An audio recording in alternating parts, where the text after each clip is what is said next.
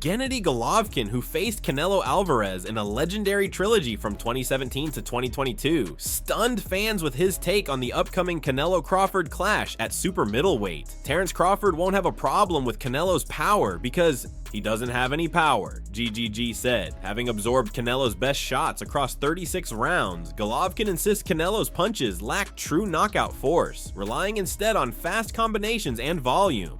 "I took his clean shots and there were no results," he added. "He's fast, but not a power puncher." GGG's not calling a Crawford win, but says Bud's skills, adaptability, and fearlessness make him a real threat. "He has what it takes," Golovkin said, challenging the narrative of Canelo as a devastating finisher. Golovkin's perspective, rooted in first-hand experience, reignites questions about Canelo's reputation. Many see Canelo, the undisputed super middleweight champ with a 62-2-2 record, as a ruthless knockout artist with 39 KOs, including stoppages of Callum Smith and Billy Joe Saunders. But GGG argues it's timing and flurries, not raw power, that define him. His former trainer, Abel Sanchez, disagrees, predicting Canelo will dominate Crawford, calling it a sparring session by the second half. "Crawford's too small," Sanchez said. "If Triple G couldn't hurt Canelo, Bud's chances aren't great." He points to weight classes, noting Crawford's jump from welterweight 147 lbs to super middleweight 108 lbs skips crucial acclimation. "Neither Bivol nor GGG hurt Canelo," Sanchez added, emphasizing size as a deciding factor. "Crawford, 41-0 with 31 KOs, is no stranger to defying odds. His technical brilliance, switch-hitting style, and knockout power, evident in his demolition of Errol Spence Jr., make him a dangerous underdog." Greg Hackett frames the fight as a potential changing of the guard. "Canelo's the guy, but nothing lasts forever," Hackett said. "Bud's hunger and skills could be the end for him." He predicts a war after 4 rounds, with the winner being whoever withstands the onslaught. Gerald Miller echoes this, backing Crawford's mental strength. "People underestimate his drive," Miller said. "Size matters, but hunger can win."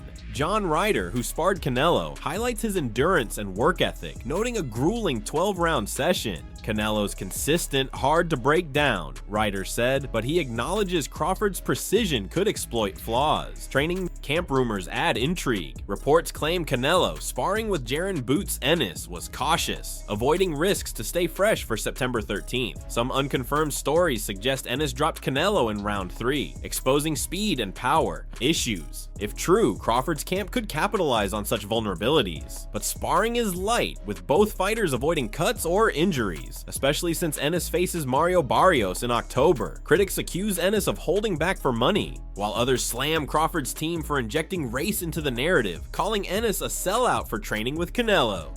"Yeah, that's pathetic," one analyst said. "Crawford's Latino trainer's been with him since he was 14. Nobody calls him a sellout." The controversy underscores the fight's cultural stakes. Gareth A. Davies and Duke McKenzie call Canelo-Crawford a defining clash. "It's the best fight in boxing," Davies said. "Two undisputed modern-day greats, stylistically perfect, with a weight differential that adds drama." They liken it to Hagler-Hearns, noting Crawford's move-up echoes. Historic risks. Jaron Ennis warns Crawford's leap without a tune-up is dangerous.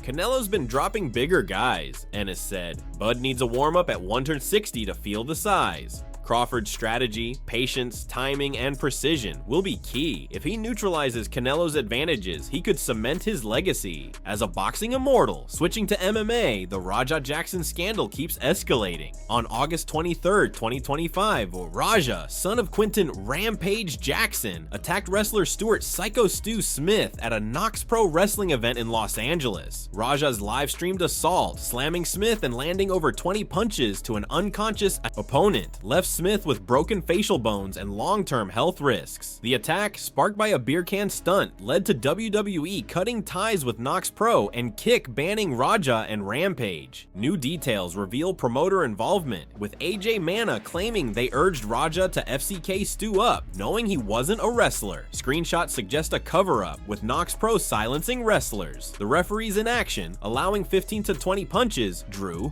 outrage, with Jimmy Smith calling it a disaster of wrestling and MMA colliding. Rampage, hit with racist death threats, apologized but revealed Raja's struggles since his mother's murder. "He's not the same," Rampage said. Raja, unremorseful, blamed the cameraman. Legal experts predict felony battery charges with up to 4 years in prison, and Knox Pro faces potential lawsuits. Dana White's August 30th announcement lit up social media with memes mocking his late-night delay. He confirmed UFC 322 on November 15th at Madison Square Garden, headlined by Jack Della Maddalena versus Islam Makhachev for the welterweight title, with Weili Zhang challenging Valentina Shevchenko for the flyweight belt. UFC 321 in Abu Dhabi on October 25th features Tom Aspinall versus Cyril Gane and Verna Jandiroba versus Mackenzie Dern for the vacant strawweight title. The Ilia Topuria debate intensifies, with Arman Tsarukyan as the frontrunner, though Paddy Pimblett's draw gains traction. Daniel Cormier dismissed Khabib's 80-20 Tsarukyan prediction, while Merab Dvalishvili backs Topuria to finish Makhachev. The Canelo-Crawford fight is a clash of titans, with GGG's bold take shaking up expectation, Raja's scandal, and UFC's monster cards keep the fight world on edge. What's your take? Can Crawford upset Canelo, or is size too much? Should Raja face prison or rehab? Who's next for Topuria? Drop your thoughts in the comments below.